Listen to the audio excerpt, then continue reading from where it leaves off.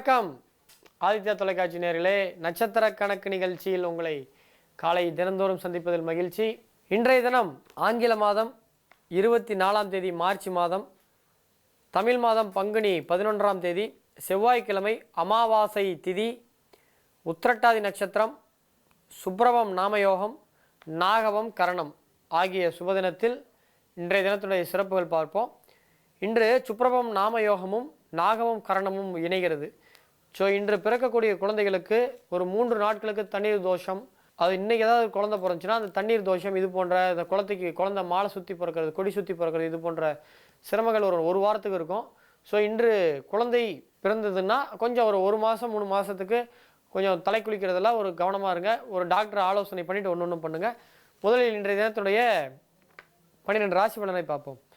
முதலில் இன்றைய தினம் சந்திரன் சனியினுடைய நட்சத்திரமான உத்திரட்டாதியில் பயணிப்பதால் இன்றைய தினம் சிம்ம ராசிக்காரர்களுக்கு சந்திராஷ்டமம், ராசிக்கு 8இல் சென்று கொண்டிருக்கிறார்.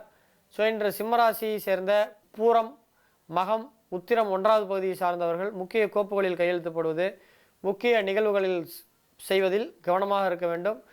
முடிந்தவரை முக்கிய நபரை சந்திக்க இன்று செல்ல வேண்டாம். அப்படி செல்ல வேண்டும் என்ற சூழ்நிலை வந்தால் பால் யாருக்காவது தானம் கொடுத்து விட்டு வீட்டு அருகில் இருக்கக்கூடிய சிவாலயங்களில் சந்திர தரிசனம்னா அங்கே நவகிரகங்களில் சந்திரன் வச்சுருப்பாங்க, அல்லது பார்வதி தாயார், பார்வதி அம்பாள், சிவனுடைய மனைவியுடைய பார்வதியை தரிசனம் பண்ணிட்டு போங்க, அது வெற்றிகரமாக முடியும். ஸோ இன்று மேஷராசியை பொறுத்தவரை இன்று ஆரோக்கியத்தில் பாதிப்புகள் ஏற்படுவதற்கான வாய்ப்புகள் உண்டு. அஸ்வினியில் பிறந்தவர்களுக்கு எதிர்பார்த்த இடத்திலிருந்து உதவிகள் கிடைக்கும். பரணியில் பிறந்தவர்களுக்கு உடல் ஆரோக்கியத்தில் கவனமாக இருக்க வேண்டும். கிருத்திகை நட்சத்திரத்தில் பிறந்தவர்களுக்கு வீண் வாக்குவாதம் வேண்டாம், அதனால் மருத்துவ செலவுகள் ஏற்படும். வீண் வாக்குவாதத்தினால், கோபதாபத்தினால் நீங்கள் டென்ஷன் ஆகிப்பீங்க. ரிஷபராசியை பொறுத்தவரை இன்றைய தினம் உங்களுக்கு உழைப்புக்கேற்ற ஊதியம் கிடைக்கும். குறிப்பாக கிருத்திகையில் பிறந்தவர்களுக்கு சக பணியாளர்களுடன் மருத்துவ செலவுகள், சண்டைகள்லாம் வரும். மன வருத்தங்கள்லாம் ஏற்படுவதற்கான வாய்ப்புகள் உண்டு. ரோஹிணியில் பிறந்தவர்களுக்கு உழைப்புக்கேற்ற ஊதியம் கிடைக்கும். மிருகசீரிடத்தில் பிறந்தவர்களுக்கு விஐபிகளின் ஆதரவுகள் கிடைக்கும். மிதுன ராசியை பொறுத்தவரை இன்றைய தினம் உங்களுக்கு முக்கியமான விஷயங்களில் வெற்றி பெறக்கூடிய நாளாக இன்று அமையும். மிருகசீரிடத்தில் பிறந்தவர்களுக்கு முக்கிய அதிகாரிகள் உங்களுடைய உழைப்பை பாராட்டுவார்கள். திருவாதிரையில் பிறந்தவர்களுக்கு துணிச்சல் அதிகரிக்கும், செய்யும் காரியங்களில் ஜெயம் உண்டாகும். புனர்பூசத்தில் பிறந்தவர்களுக்கு அக்கம் பக்கத்தினரால் அன்பும் ஆதரவும் கிடைக்கும். கடகராசியை பொறுத்தவரை இன்றைய தினம் உங்களுக்கு தேவையற்ற மனக்குழப்பங்கள் ஏற்படும். ஸோ தவிர்க்க வீட்டருகில் இருக்கக்கூடிய உங்களுக்கு இஷ்ட தெய்வத்தை வழிபடுவது நல்லது. புனர்பூசத்தில் பிறந்தவர்களுக்கு அக்கம் பக்கத்தினரால் சின்ன அன்பு ஆதரவுகள் பெருகும். கடகராசியை பொறுத்தவரை இன்றைய தினம் உங்களுக்கு குடும்ப ஒற்றுமை குறையும், எனவே ஜாக்கிரதையாக இருக்க வேண்டும். பூசத்தில் பிறந்தவர்களுக்கு தேவையற்ற மனக்குழப்பத்தை தவிர்க்க ஆலய தரிசனம் செய்வது நல்லது. ஆயில்ய நட்சத்திரத்தில் பிறந்தவர்களுக்கு வருமானம் அதிகமாகும், குடும்ப ஒற்றுமை குறையும், கவனமாக இருக்க வேண்டும். சிம்மராசியை பொறுத்தவரை இன்றைய தினம் உங்களுக்கு பணவரவு கூடும், அதுக்கு நிகரான செலவும் வரும், எனவே சிக்கனமாக இருப்பது நல்லது. மகம் நட்சத்திரத்தில் பிறந்தவர்களுக்கு அதிக வரவு கூடவே செலவும் வரும், கவனமாக இருக்க வேண்டும். பூரம் நட்சத்திரத்தில் பிறந்தவர்களுக்கு கடனை தவிர்க்க சிக்கனமாக செலவும் வரும், செலவுகளை செய்வதை குறைக்க வேண்டும். உத்திர நட்சத்திரத்தில் பிறந்தவர்களுக்கு உடல் பிறந்தவர்களுடைய உதவிகள் கிடைக்கும். அஸ்த நட்சத்திரத்தில் பிறந்தவர்களுக்கு கன்னியாராசியை பொறுத்தவரை இன்றைய தினம் உடல் ஆரோக்கியத்தில் சிறப்பாக இருக்கும். உடல் இத்தனை நாள் அசௌகரியமாக இருந்து வந்தவர்களெல்லாம் மீண்டும் அந்த உடல் நலம் மேம்பட்டு பழைய நிலைமைக்கு வருவதற்கான உண்டாகும் நாள் இன்று. உத்திரத்தில் பிறந்தவர்களுக்கு உடன் பிறந்தவர்களால் உதவிகள் கிடைக்கும். அஸ்த நட்சத்திரத்தில் பிறந்தவர்களுக்கு உடல் ஆரோக்கியம் சிறப்பாக இருக்கும். சித்திரை நட்சத்திரத்தில் பிறந்தவர்களுக்கு நண்பர்களின் சந்திப்பு மனதிற்கு மகிழ்ச்சியை தரும். துலாம் ராசியினரை பொறுத்தவரை இன்றைய தினம் புதிய தொழில் தொடங்க முயற்சி செய்ய நல்ல நாள். அதே போல் சித்திரையில் பிறந்தவர்களுக்கு நண்பர்களின் சந்திப்பு மனதிற்கு மகிழ்ச்சியை தரும். சுவாதியில் பிறந்தவர்களுக்கு வியாபாரத்தில் லாபம் கிடைக்கும், வியாபாரம் மேன்மை உண்டாகும். விசாகத்தில் பிறந்தவர்களுக்கு புதிய தொழில் தொடங்க முயற்சிகள்லாம் செய்யலாம். விருச்சிக ராசியினரை பொறுத்தவரை இன்றைய தினம் பொருளாதார நிலை சுமாராக இருக்கும், எனவே பொருளாதாரத்தை மேம்படுத்த சில முக்கிய முடிவுகளை எடுக்கக்கூடிய வாய்ப்புகள் எல்லாம் இன்று உண்டு. குறிப்பாக விசாகத்தில் பிறந்தவர்களுக்கு உயர் அதிகாரிகள், மேலே இருக்கக்கூடிய அதிகாரிகள் மூலமாக சில வாய்ப்புகள் உங்களுக்கு கிடைக்கும், அந்த வாய்ப்பை நல்ல முறையில் பயன்படுத்தி கொள்ளலாம். அனுஷத்தில் பிறந்தவர்களுக்கு பொருளாதார நிலை சுமாராக இருக்கும், சேமிப்பு கரையும். கேட்டை நட்சத்திரத்தில் பிறந்தவர்களுக்கு உறவினர்கள் வருகை உங்களுக்கு மனதிற்கு மகிழ்ச்சியை தரக்கூடிய நாளாக இருக்கும். தனுசு ராசியை பொறுத்தவரை இன்றைய தினம் உங்களுக்கு ஆரோக்கியத்தில் அக்கறை காட்ட வேண்டும். மூல நட்சத்திரத்தில் பிறந்தவர்களுக்கு மருத்துவ செலவுகள் வரும். ஆரோக்கியத்தில் அக்கறை காட்டவும். பூராடம் நட்சத்திரத்தில் பிறந்தவர்களுக்கு வாகனங்களில் செல்லும் போது கவனம் தேவை. உத்திராட நட்சத்திரத்தில் பிறந்த தனுசு ராசிக்காரர்களை பொறுத்த வரைக்கும் வீட்டில் மகிழ்ச்சி தரக்கூடிய சம்பவங்கள்லாம் நடக்கும். மகர ராசியை பொறுத்தவரை இன்றைய தினம் உங்களுக்கு எதிரிகள் மூலமாக சிறு சிறு தொந்தரவுகள் வரும். உத்திராடத்தில் பிறந்தவர்களுக்கு வீட்டில் இருப்பவர்களால் சின்ன சின்ன வருத்தங்கள் ஏற்படுவதற்கான வாய்ப்புகள் உண்டு. திருவோணத்தில் பிறந்தவர்களுக்கு எதிரிகளின் தொல்லை நீங்கும். அவிட்ட நட்சத்திரத்தில் பிறந்தவர்களுக்கு பணவரவும் கூடவே சுப செலவுகளும் ஏற்படும். கும்பராசியை பொறுத்தவரை இன்றைய தினம் உத்தியோகத்தில் பணியிட மாற்றம் ஏற்படும். அதே போல் சதயத்தில் பிறந்தவர்களுக்கு முக்கிய மேலதிகாரிகள் மூலமாக நல்ல ஆதரவுகள் கிடைக்கும். பூரட்டாதியில் பிறந்தவர்களுக்கு பிள்ளைகளின் ஆரோக்கியத்தில் அக்கறை காட்ட வேண்டும். மீன ராசியை பொறுத்தவரை இன்றைய தினம் உங்களுக்கு தொல்லைகள் ஏற்படும் குழந்தைகளால். எனவே நீங்கள் குழந்தைகள் எடுத்து ஜாக்கிரதையாக இருக்க வேண்டும். உத்திரட்டாதியில் பிறந்தவர்களுக்கு பிள்ளைகளின் மூலமாக தொல்லைகள் ஏற்படும். ரேவதியில் பிறந்தவர்களுக்கு உழைப்புக்கேற்ற நல்ல பலன்கள் ஏற்படும். நேர்களே, இன்றைய 12 ராசி பலன்களை பார்த்தோம். தொடர்ந்து இன்றைய தினத்தினுடைய சிறப்பு பார்ப்போம். இன்றைய தினமானது அமாவாசை திதி, சந்திரமானப்படி 30வது நாள். இன்று பகல் 1:22 மேல் அமாவாசை உள்ள காலத்தில் இறந்த முன்னோர்களுக்கு திலத்தர்ப்பணம் சிரார்த்தம் படையல் செய்தல் நல்லது.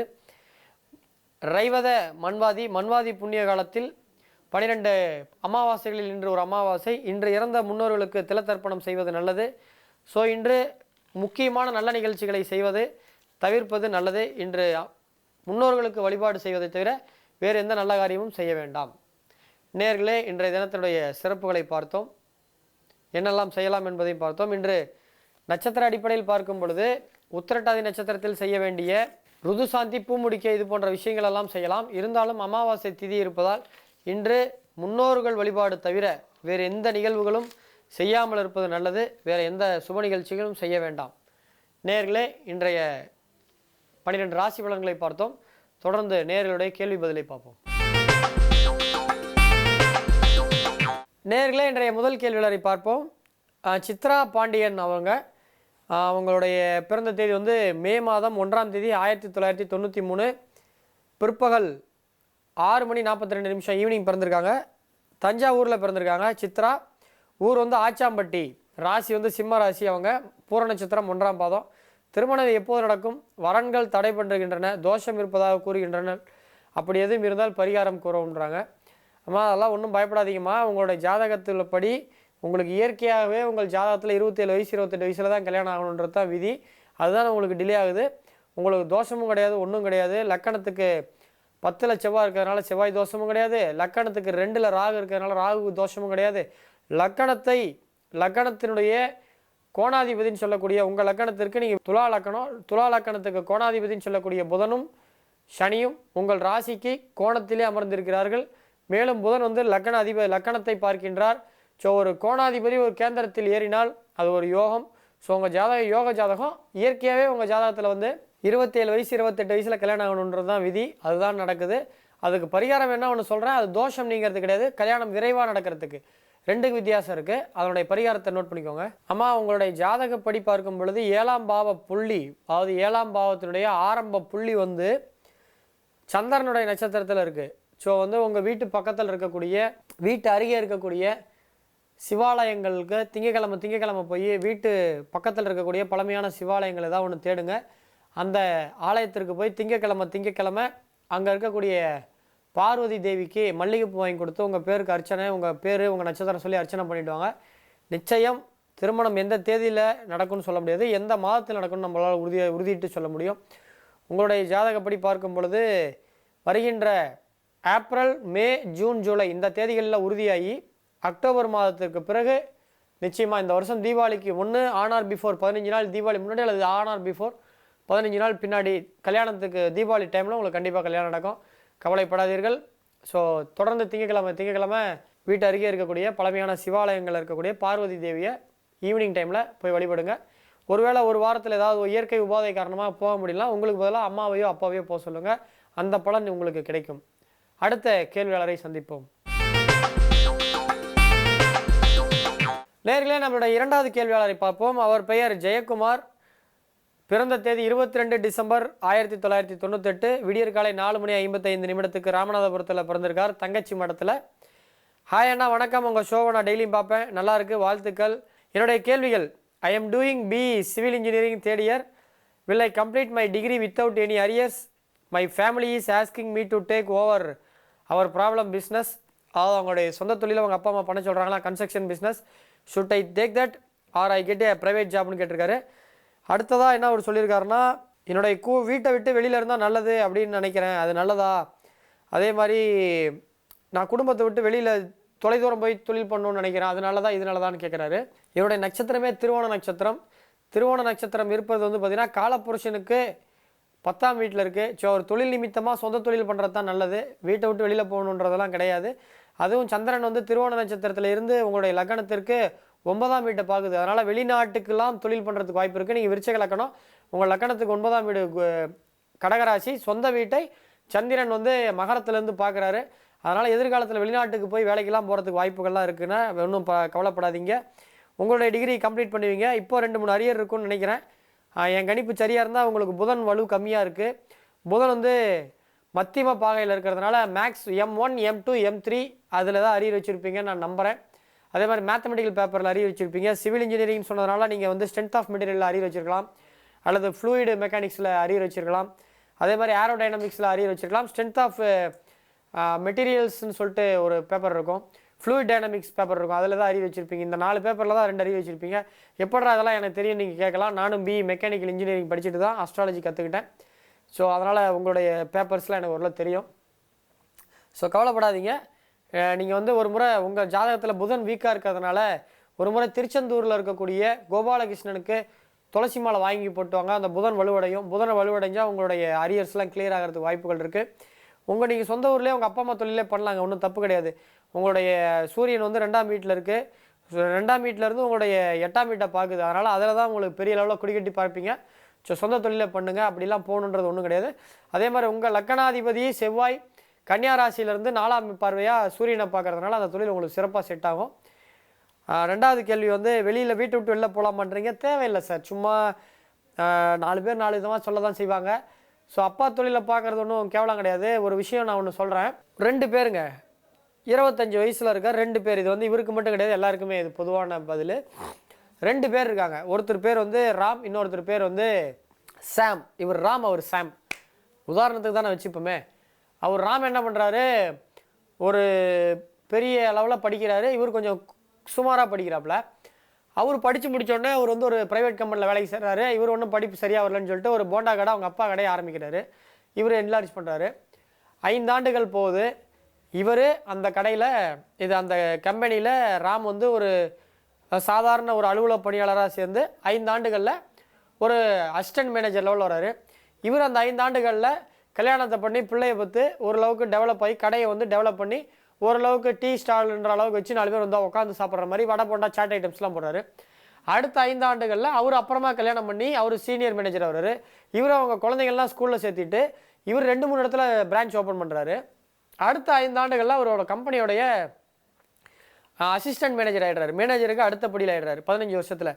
இவர் அடுத்த 5 ஆண்டுகளில் அந்த ஊர்லேயே 6-7 கடை வச்சிடுறாரு.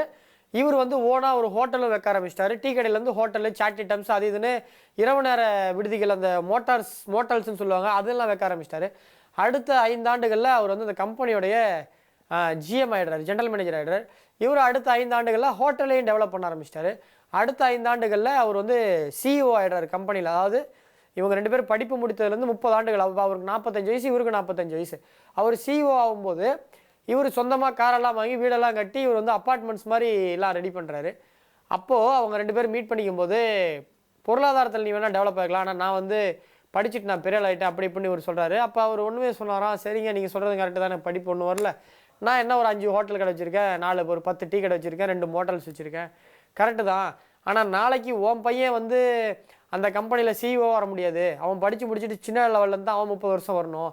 ஆனால் என் பையன் நாளைக்கு 2 பசங்களுமே நாளைக்கு பாதி கடையை பிரித்து கொடுத்தா அவன் நாளையிலேருந்து முதலாளி. நீ 40 வருஷம் உழைச்சதெல்லாம் திரும்ப 0லேருந்து உன் பையன் ஆரம்பிக்கணும். ஆனால் என் பசங்க நான் விட்டதுலேருந்து அவங்க கண்டினியூ பண்ணுவாங்கன்னாங்க. அதனால் சொந்த தொழில் பண்ணுறதுல எந்த விதமான கேவலமும் கிடையாது. ஸோ நீங்கள் சொந்த தொழில் கன்ஸ்ட்ரக்ஷன் பண்ணுங்கள், மிகப்பெரிய ஆளாக வருவீங்க. வாழ்த்துக்கள்.